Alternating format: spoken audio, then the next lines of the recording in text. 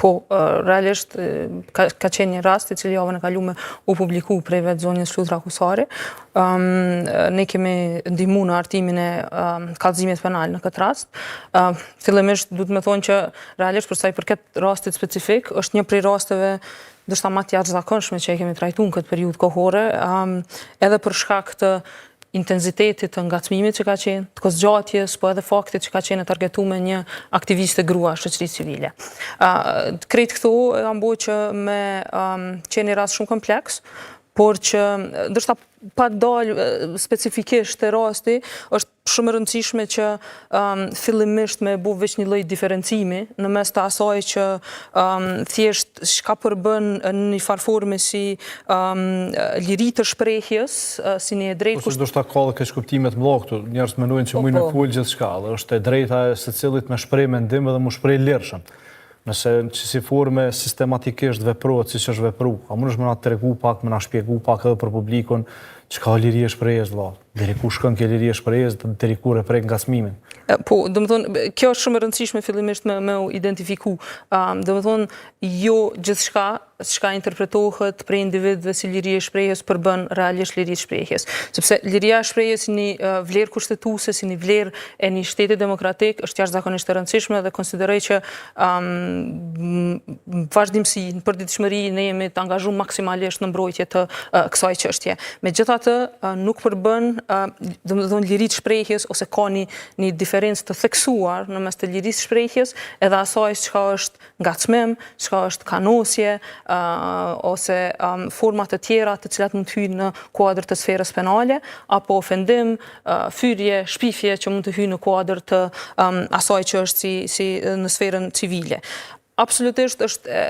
e drejtë gjithë secilit me shpreh mendimin e tij,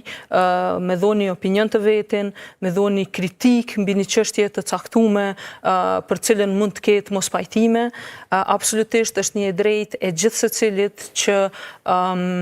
me shpreh këtë mendim, këtë mos pajtim të vetin, me ofru argumente ndryshe ndaj kujdo, jo vetëm atyre që janë të përfshijmë në jetën politike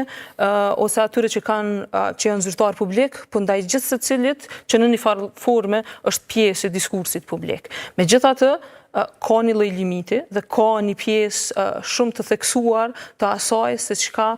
përbën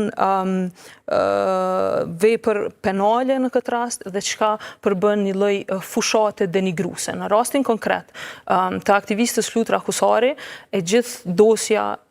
e cila i është dorëzuar prokurorisë në kuadër të kallëzimit penal e tregon shumë qartë që aty ka të bëjë me një fushatë të organizuar denigruese në drejtim të një aktiviste të shoqërisë civile. E gjitha kjo për shkak të zërit të saj në raport me tema të caktuara për cilat e ka ngritë zërin dhe për cilat ka qenë aktivizuar në mënyrë të vazhdueshme si monitoruese dhe pastaj si pjesë e punës së saj. Sepse thjesht qëllimi është shumë i qartë përmes targetimit të vazhdueshëm, përmes një fushate denigruese në drejtim të saj, ku qëllimi është shumë i qartë, të targetohet përmes asaj forme dhe thjesht të mundohet që në atë formë të ndalet zëri i saj si aktiviste, por jo vetëm i saj, por edhe gjithë aktivistëve të tjera të shoqërisë civile që në veçanti janë gra dhe që në veçanti kanë një hapësirë të limituar dhe shumë sfiduese në aspekt të trajtimit të këtyre temave. Realisht e gjithë kjo çështje ose gjithë kjo situatë kur një person fillon me një qasje të tillë, me përmbajtje të tilla, pra të një fushate të qartë denigruese dhe e jep madje edhe në një lloj qasje përmes platformës së vet që edhe personat të tjerë pastaj në mënyrë të vazhdueshme të ofrojnë komente të veta, të ofrojnë gjuhë ose të nxisin gjuhë të urrëties, e cilat të i kalon pastaj edhe vetë individin, kalon edhe të kantarët e familjes. Gjitha këto janë elemente shumë të qarta të një fushate të përgjithshme, të organizuar me qëllim të heshtjes shoqërisë civile të një aktiviste siç është zonja Flutura Kusari. Kështu që në një situatë të tillë është shumë e rëndësishme fillimisht që të bëhet ky lloj diferencimi. Për të shku tutje me rastin konkret në cilin ne kemi arritë që të ofrojmë dëshmi konkrete për çështjen e ekzistimit të veprës penale të ngacmimit në këtë rast, që sipas kodit penal përkufizohet si një sjellje e vëmendjes e vazhdueshme dhe e padëshirueshme ose komunikim me qëllim të ngacmimit, friksimit edhe disa formave të tjera që përcaktohen aty, dhe që me këto veprime e vë atë person në frikë të arsyeshme nga disa rrethana ose në një shqetësim të madh emocional. Kështu që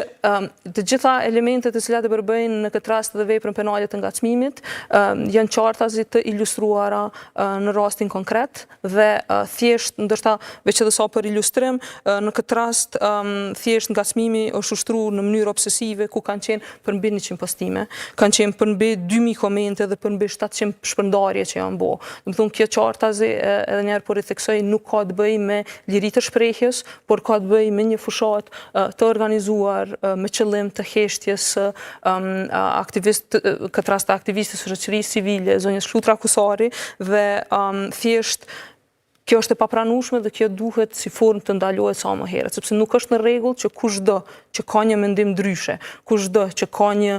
kritik të shëndosh ose një mendim profesional, të mos lejohet që ta shpreh atë mendim me idenë që në rast se e shpreh atë, pastaj ndaj tij ose ndaj saj do të ushtrohet një fushat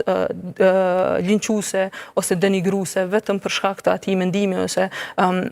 profesional që e ndan ose atij argumenti që mund ta jep. Është shumë qartë edhe një herë po e them që të ketë mundësi që gjithë secili të shpreh mendimin e vet, të ofrojë argumentet e veta, kundër argumentet, të diskutojnë mbi çështje të caktuara, por në asnjë rast të ketë sjellje të tilla të ngacmimit, të formave shumë të qarta se si kanë qenë këtu, sepse në rastin konkret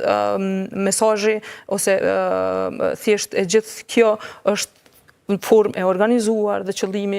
do të thonë është shumë i qartë dhe kjo ndikim është i përgjithshëm, sepse nuk ka të bëjë më vetëm me një aktivist, por pastaj